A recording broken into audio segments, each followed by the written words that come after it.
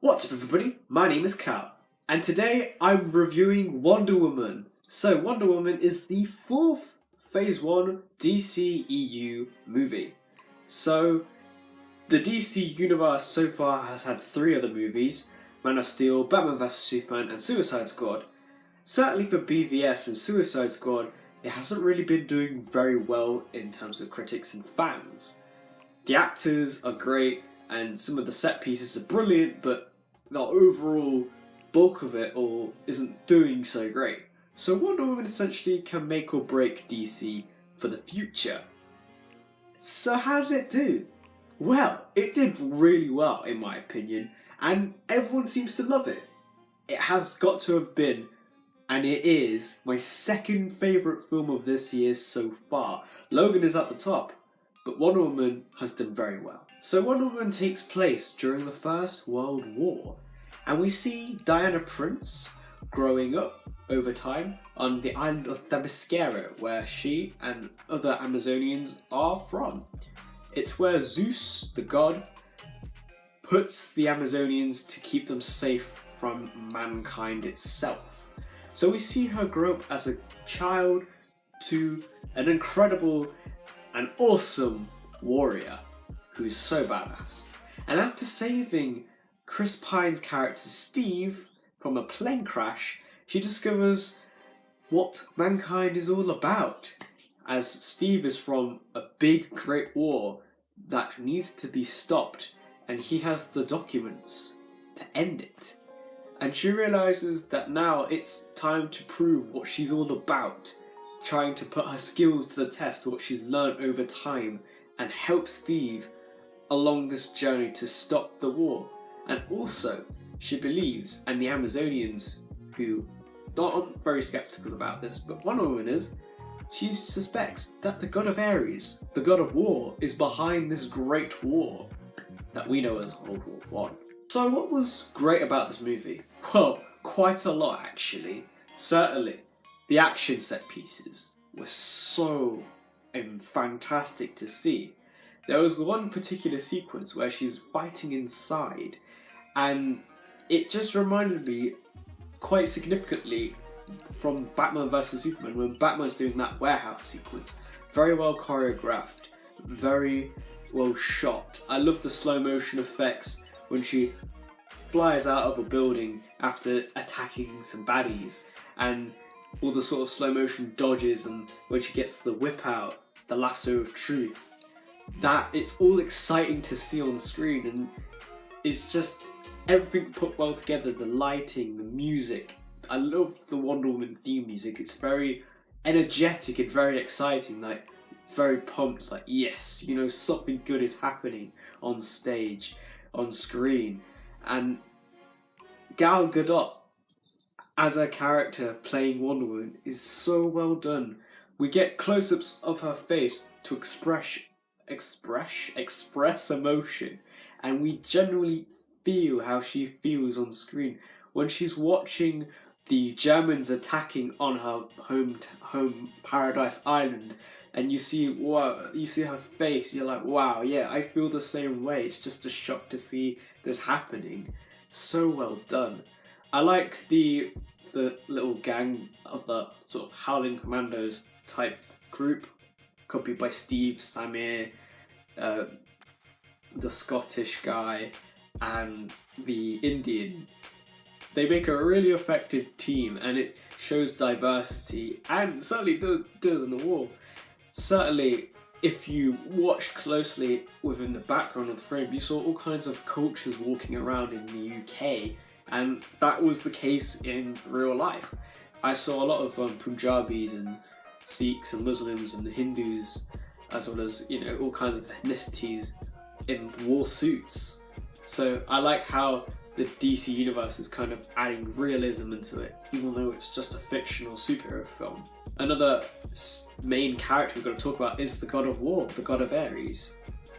So the god of Ares, I know, was played by the guy who played Professor Lupin in the Harry Potter series. Apologies that I don't know his name exactly, but when you see him on screen, you just think, oh, he's Lupin. He's Lupin. And I love the plot twist of this character. You think, oh, he's there to help and he wants them all to succeed and save the world from this horrible war. And then the plot twist is he's actually the god of Ares and he's the one that's causing all of this. To see him and Diana fighting each other, him taking her down and saying she's not worth it, that kind of thing.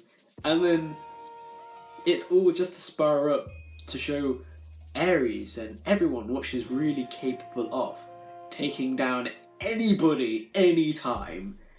He was definitely a really interesting villain, certainly better than Lex Luthor from BVS. I have to talk about my favourite sequence from this film, and this was the No Man's Land sequence. So all the soldiers are in the trenches and they're only just attacking from their own sort of points, because in the centre is No Man's Land and no one can cross that. And they're all telling Diana, there's no way across, no one can go there, no man can. And what does she do? Well, she proves them all wrong.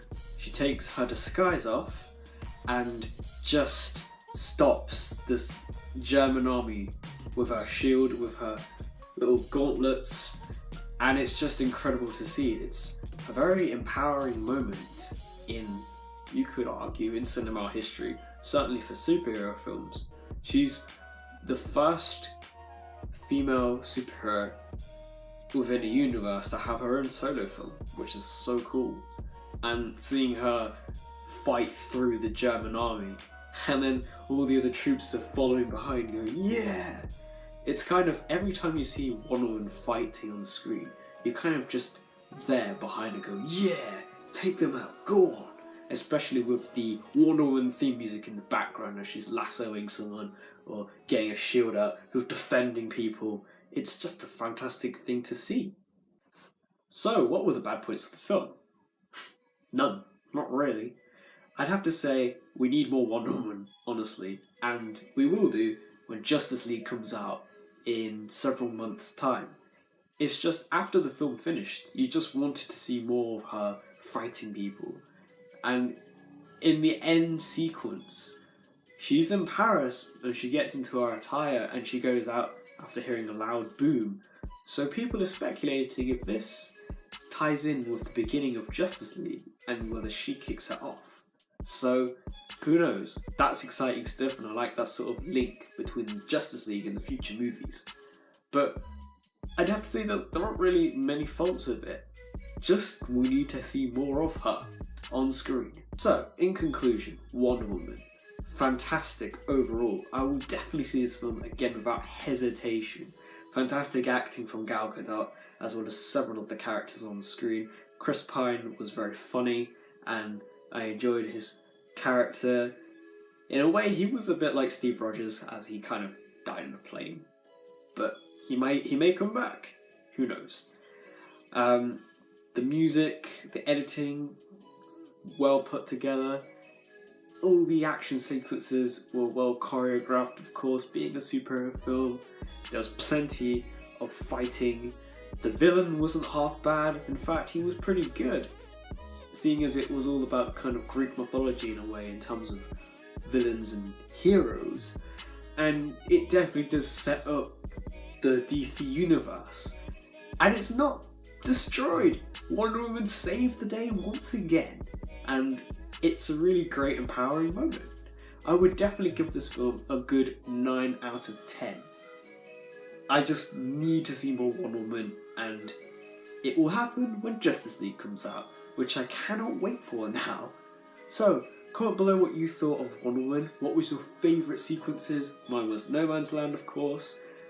There were plenty of other great sequences as well. Comment your favourite characters. What do you like about Wonder Woman? Like and subscribe. And I will see you guys very soon. Bye.